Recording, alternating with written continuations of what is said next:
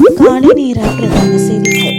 செய்திகளின் ஊடாக நர்மதா சிறில் முதலில் தலைப்பு செய்திகள். எரிபொருள் விலையேற்றத்தால் விவசாயத்துறைக்கு பேரிடி, முடங்கும் காய்கறி வர்த்தகம். மின்சார கட்டண அதிகரிப்பு தொடர்பில் அரசாங்கம் வெளியிட்ட தகவல்.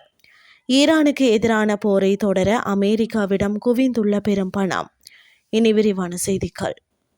அண்மை கால எரிபொருள் விலை உயர்வு விவசாயத்துறையில் கடும் பாதிப்பை ஏற்படுத்தியுள்ளதாக சுட்டிக்காட்டப்பட்டுள்ளது. குறித்த விடயத்தை விவசாய சங்கங்கள் தெரிவித்துள்ளன.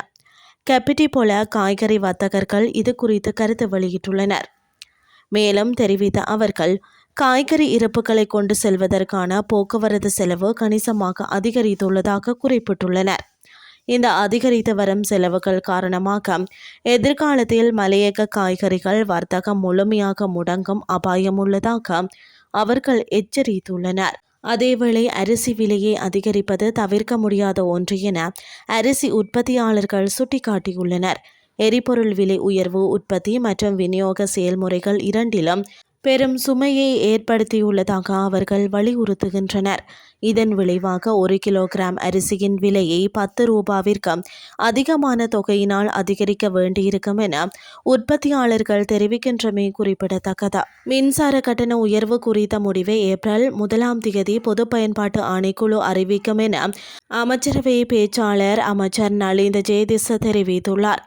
மின்சார விலை உயர்வு குறித்த முடிவு தற்போது பொது பயன்பாட்டு ஆணைக்குழுவின் கைகளில் உள்ளது என அவர் தெரிவித்துள்ளார். அரசாங்க தகவல் திணைக்களத்தில் நடைபெற்ற ஊடக சந்திப்பில் ஒரு பத்திரிகையாளர் கேட்ட கேள்விக்கு பதிலளிக்கும் போது அமைச்சர் இதனை குறிப்பிட்டுள்ளார். அதன்போது மேலும் கருத்து வெளியிட்ட அவர், டிசம்பர் மற்றும் ஜனவரி மாதங்களில் மின்சார சபை மதிப்பீடு செய்து பிப்ரவரி முதல் வாரத்தில் பொது பயன்பாட்டு ஆணைக்குழுவிடம் மின்சார கட்டணத்தில் 13% உயர்வு கோரியுள்ளது. அந்த மதிப்பீடுகள் செய்யப்பட்ட போது இதுபோன்ற ஒரு உலகளாவிய சூழல் உருவாகி இருக்கவில்லை. தற்போது அந்த கோரிக்கை பொது பயன்பாட்டு ஆணைக்குழுவிடம் சமர்ப்பிக்கப்பட்டுள்ளது. அதன்படி ஏப்ரல் 1 மின்சார கட்டண உயர்வு குறித்த முடிவை பொது பயன்பாட்டு ஆணைக்குழு அறிவிக்கும் என்று கூறியுள்ளார். இனி வெளிநாட்டு செய்திகள். ஈரான் மீதான போரை தொடர்ந்து முன்னெடுப்பதற்கு தேவையான ஏராளமான பணம் அமெரிக்க அரசிடம் கையிருப்பில் உள்ளது. குறித்த விடயத்தை அமெரிக்க நிதித்துறை செயலாளர் ஸ்காட் பெசன்ட் தெரிவித்துள்ளார். சர்வதேச ஊடகங்களுக்கு கருத்து தெரிவிக்கும் போது அவர் இதனை தெரிவித்துள்ளார். மேலும் தெரிவித்த அவர், இந்த போருக்கான நிதியை வழங்குவதற்காக அமெரிக்க மக்கள் மீது புதிய வரிகளை சுமத்த வேண்டிய அவசியமில்லை என அவர் சுட்டிக்காட்டியுள்ளார்.